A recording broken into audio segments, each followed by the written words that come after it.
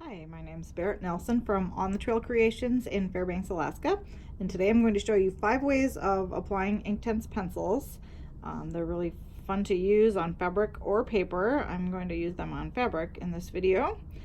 I like to use them a lot to make quilted greeting cards. I do lots of those, and some other art quilting like this little wall hanging that I made from a Jody Bergsma design in a coloring book. Lots of fun. So before I get into the 5 ways, I'm just going to tell you a little bit about these pencils. They are basically watercolor pencils with a couple differences. One, they can be a lot more intense than most watercolor pencils are. And 2, once they are activated with some kind of liquid, they're permanent. They don't wash out and they can't be reactivated like regular watercolors. If you went over them with another color, they won't reactivate. For mediums, you can use water, which on fabric will cause it to bleed, and if that's the look you're going for, that's fine. I am usually not. So I usually use either aloe vera gel or some kind of textile medium, such as this one, and that keeps it from bleeding on fabric. But there are, like I said, quite a few ways to apply them, so that's what we're going to talk about. The method I use the most probably is just starting with dry pencil and dry fabric or paper and just start coloring. And you can color it darker right from the start, but remember you can always add more and you can't take it away, so it's better to start with less. But I'm making it darker on one side and then a little bit lighter on the other side, and then also blending it a little bit with the color before. You can do lots of blending with these pencils. So a little bit darker there, a little bit lighter on this side, blending into my previous color a bit. So once you've added them, and you can always add more, but once you've gotten a good start, then get your fabric medium or whatever medium you're using. I like to use these Fantastics blender pencils, blending sticks, whatever they're called, I don't know. But you can also use a paintbrush. These are just little foam tip things. My one advice for these is when you rinse them off, just quickly rinse them in water and then dry them with a paper towel, because the foam goes all the way through and they'll soak up a lot of water if you just leave it in the water, and then that will drip out onto your fabric.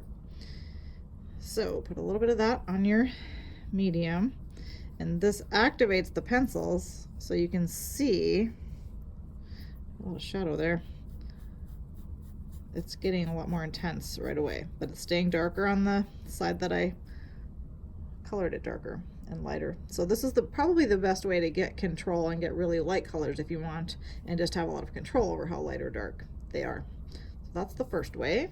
The second most common way for me to use them is to just use them like you would use a regular watercolor paint pad, and you dip your wet brush on the paint pad and pick it up and then apply it to your project.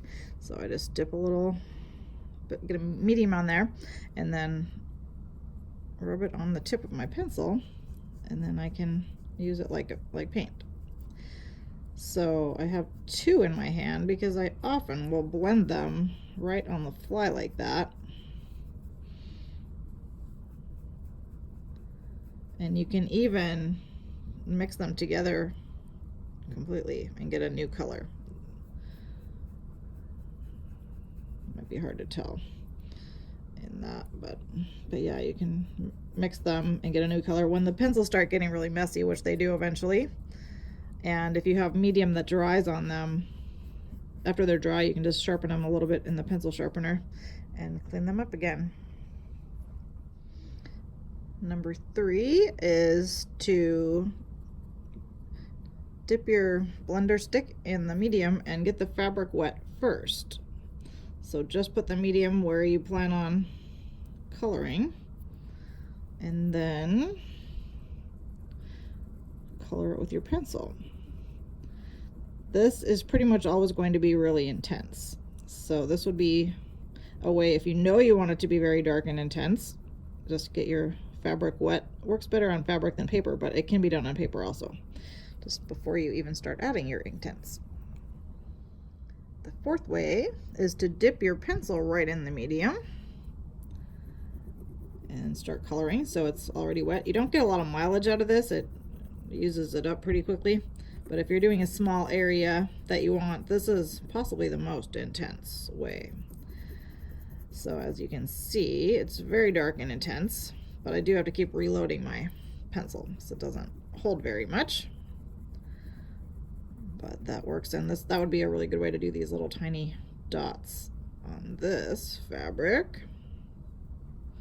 Just get my pencil wet. Otherwise, those are hard to deal with. If I have too much and all I get is medium, I just go back after I've done a couple more. There we go. Last but not least, number 5. If anyone knows more, let me know. Just take a little bit of medium, and you can either use a potato peeler or a grater or something to get your medium or your pencil into your medium. I tend to work really small, so I can just start rubbing my pencil in there. I'm using a little palette. It might work better on paper plate or something with a little more friction. But as you can see, it's already starting to turn color. So when it gets to be the intensity that you want, then you can just grab your blender stick and start applying it. This way, this is a way to get very pale colors again. It just depends on how much. You can get intense also. It just depends on how much you add. But this is also a way to get a fair amount of control as far as your intensity goes. Apparently I don't have a lot of control as far as filling in my shape, but that's a different story. So there you have 5 ways to apply Inktense pencils. I hope you'll try it. They're lots of fun.